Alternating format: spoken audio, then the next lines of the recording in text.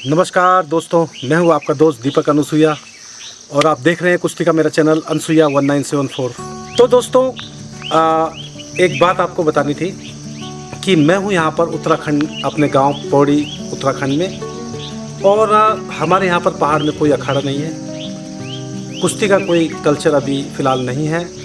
और मैं हमेशा से अपने गांव आता रहा हूं और हमने एक मेकशिफ्ट अखाड़ा बनाया हुआ था, लेकिन वो इतना कामयाब नहीं था।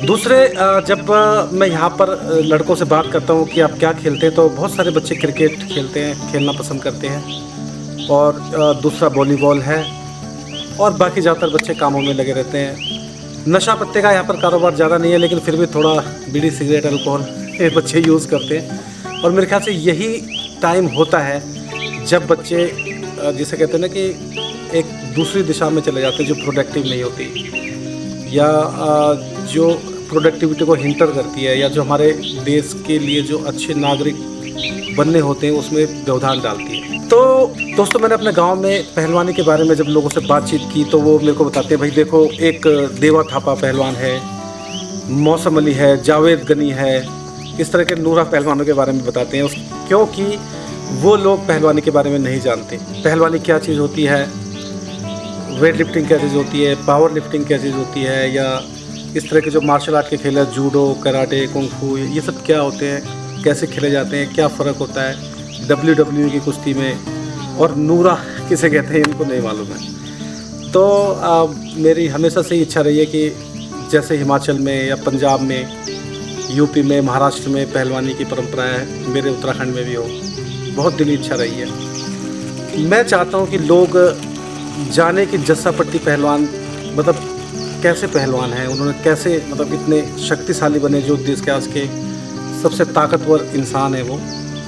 रोहित पटेल पहलवान क्या पहलवान थे, क्या उनका नाम था। ऐसा हिंदुस्तान का कोई कोना नहीं जहाँ उन्होंने कुश्ती ना लड़ी हो और जीती ना हो। और मतलब एकदम शानदार, जिसे कहते हैं ना, एक सेलिब्रिटी रेसलर्स हैं, जस्सा पट्टी हैं या रोहित पटेल हैं। तो इन पहलवानों के बारे में लोगों को पता चले, उनकी परंपराएं क्या थी, उन्होंने कैसे पहलवानी करी, कितनी मेहनत करी, उन्होंने क्या मुकाम हासिल करे और क्या आदर्श उन्होंने प्रस्तुत किए। ये सब चीज़ों का मेरा उद्देश्य था कि भाई हमारे उत्तराखंड में भी हो, दंगल हो, कुश्ती दंगल हो, लेकिन सबसे पहले एक आदत अखाड़ा जो है शुरू किया जाए सबसे पहले। तो इसको लेकर मैंने पिछले साल से ही मैं यहाँ पर एक दंगल कराना चाहता था, जो कोरोना की भेंट चढ़ गया। 13 अप्रैल को था। बहुत सारे मित्रों से मैंने बातचीत की थी, वो सब आना चाहते थे यहाँ पर, लेकिन उम्मीद के सहारे दुनिया कायम है। होगा दोस्तों एक बार फिर। तो फिलहाल मैं चाहता हूँ कि यहाँ पर एक दिली इच्छा थी कि भाई कुश्ती की परंपरा शुरुआत करने के लिए एक प्रॉपर अखाड़ा जो है उसका निर्माण किया जाए। इतना बड़ा टास्क तो नहीं था, लेकिन आजकल लॉकडाउन में बेरोज़गारी है, काम धंधे नहीं है लोगों के पास। मैं भी सब्जियाँ उगा रहा हूँ या फल लगा रहा हूँ, या इस तरह के अपनी मदर के साथ गाय पाल रहा हूँ। तो इस तरह से अपना गुजारा चला रहे हैं। दिल्ली में किराया भाड़ा बंद है तो हमने फिर भी 10-15 दिन खुद भी मेहनत करके लेबर के साथ अखाड़े को खोदा। उसमें बहुत सारे पत्थर निकले, उन पत्थरों को हमने साइड लगाया। जो अखाड़े से मिट्टी निकली वो एक मेरे ख्याल से जो हमारा खेत था जहाँ पर मैं अखाड़ा बनाना चाहता था, उसकी लोकेशन तो बहुत बढ़िया थी, बिल्कुल रोड के साथ में है। सामने से एक वाटर स्ट्रीम बहती है, झरना बहता है, और खुला है, घाटी में है। दिन के 2 बजे भी किसी भी मौसम में आप जोर कर सकते हैं, कभी भी सुबह शाम। तो बहुत अच्छी जगह थी। लेकिन जब हमने खोदना शुरू किया तो वो रिवर बेड बेसिकली हमने देखा, उसमें बहुत बड़े बड़े पत्थर थे, और उन पत्थरों को खोदना निकालना बहुत भारी पड़ा। फिर भी हमने साइड किए, उस जो मिट्टी निकली उसको छाना, बाहर से भी थोड़ा मिट्टी मंगाई, और काफ़ी टाइम हो गया था। मैं फेसबुक में भी लोगों को बताता रहता था, सोशल मीडिया में, कि मैं अखाड़ा खोद रहा हूँ। तो दोस्तों, अब वो जो है वो मिट्टी खुद चुकी थी, और जो आसपास के गांव के लोग थे, बच्चे थे, वो भी इंटरेस्टेड थे। तो मैंने सोचा कि अखाड़े का भाई उद्घाटन कर दिया जाए। तो इस रविवार को हमने अखाड़े का उद्घाटन किया। मुझे बहुत खुशी हुई और बड़े हर्ष का विषय है मेरे लिए कि हमारे आसपास के जो गांव है, बागी है, गौला है, परंद है, डबरा है, और ख़ासतौर पे जयगांव जो है, और द्यूला है, पौखाल है, आसपास के गांव जो है, उन गांव के जो मौजूद व्यक्ति हैं वो लोग आए, उन्होंने मुझे आशीर्वाद दिया, अखाड़े को अखाड़े पर आकर उन्होंने मतलब जो है शोभा बढ़ाई अखाड़े की, और मतलब बहुत खुश हुए वो लोग भी। ख़ास तौर पे मैं कुछ मित्रों के और मौजूद हस्तियों के नाम लेना चाहूँगा। जैसे हमारे क्षेत्र के प्रमुख साहब हैं, जो विधायक प्रतिनिधि भी हैं, हमारे मातबर सिंह बिष्ट जी, बहुत शानदार शख्सियत है, जयगांव के निवासी हैं और जन सेवा में बहुत उनका मतलब गहरा योगदान है हमारे क्षेत्र में, यहाँ पर विकास में उनका। तो हमारे चाहे फुलकंडी की हो, गौला की हो, या तैल अदलिया, जहाँ भी मतलब हमारे बांसुली गांव की सड़क की शुरुआत भी उन्होंने की थी, और आज भी मतलब हमारा काम चल रहा है सड़क का, और एक बहुत अच्छी सड़क बनेगी। तो अखाड़े के उद्घाटन के साथ साथ मैंने सोचा क्यों ना उनका सम्मान किया जाए।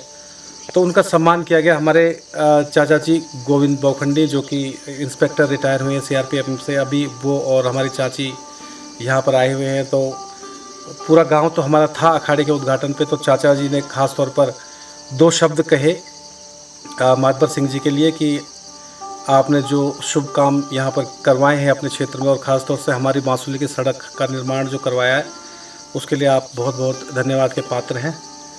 और एक और दूसरे हमारे चाचा है गौला से हेमंत बौखंडी जी, वो एक बहुत बड़ी उत्तराखंड की संस्था है गुड़गांव में, उसके प्रधान हैं, और उनके बच्चे बहुत अच्छा व्यवसाय करते हैं, इंटरनेट सॉफ्टवेयर कंपनी है उनके अपनी। चाचा आजकल लॉकडाउन में यहाँ आए हुए हैं, उनके बच्चे भी, तो वो भी आए देखने के लिए अखाड़े को, और बहुत खुश हुए वो कि उनका एक बच्चा अनसुईया प्रसाद जो है, दीपक, ये काम कर रहा है अखाड़ा। तो बहुत खुश हुए, उन्होंने थोड़ा योगदान दिया अपना। और इसके साथ हमारे गौला गांव के प्रधान जी और हमारे जय गांव के प्रधान संजय भाई, वो बहुत खुश रहते हैं, और बहुत हमारे आसपास के जितने भी प्रधान हैं बड़े यंग हैं और बहुत एनर्जेटिक हैं, और मतलब अच्छे कामों में बहुत साथ देने वाले हैं। तो संजय भाई बहुत आए, और जय गांव के बहुत सारे बच्चे आए, गौला के बच्चे आए, दूला के बच्चे आए, आसपास के गाँव के। और मैंने सोचा क्यों ना फिर 2-4 बच्चों को वैसे कुश्ती की बाउट्स कराई जाए, तो हालांकि उन बच्चों को नहीं पता।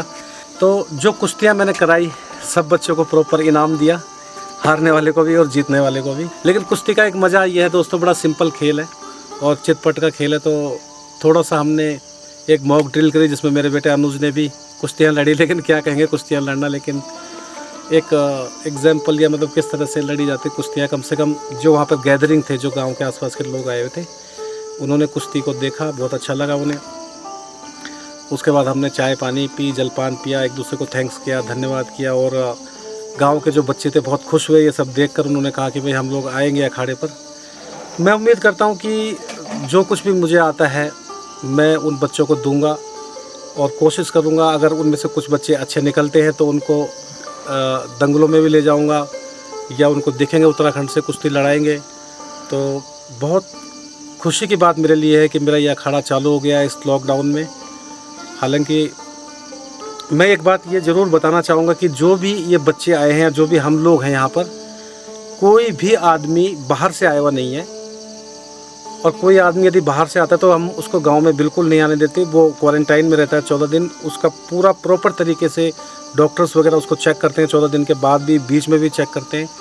तो हमारी जो गैदरिंग हुई थी यहाँ पर, उसमें कोई भी ऐसा व्यक्ति नहीं था जो बाहर से आया हुआ हो, या जो बाहर से गांव में आया हो और क्वारंटीन ना हुआ हो। छोटे बच्चे थे जो गांव के ही हैं और आसपास खेलते रहते हैं हमेशा। तो उनको लेकर मैंने ये अखाड़े का उद्घाटन किया था, और मौजूद व्यक्तियों को लेकर, जिनके बारे में बता रहा हूँ। परंत से कमल भाई, ललित भाई आए थे, संजय रावत जी आए थे बागी गांव से। तो इस तरह से बहुत मौजूद लोग जो हैं, बाकी हमारे गांव की लेडीज़ जो थी, सब आई देखने के लिए। और दोस्तों आप सब लोगों का आशीर्वाद रहा तो हर महीने ही करवा देंगे, कुछ कुश्तियाँ दे देंगे बच्चों को इनाम किताब, और चलता रहेगा ये सिलसिला।